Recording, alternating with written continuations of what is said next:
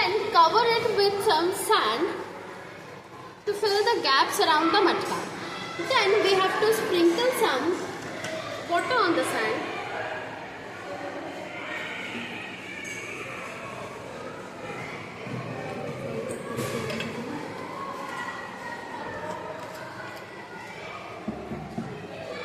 Now we can keep fruits, vegetables to be fresher than the temperature of the outer.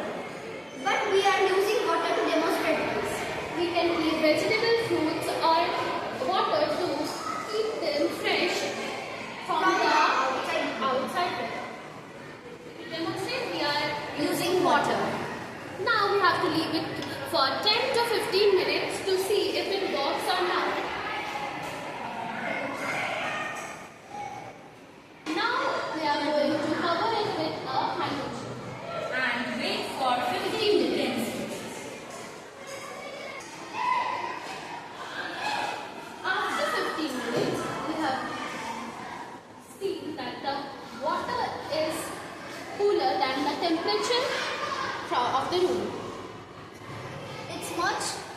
It's much fresh than the outer temperature.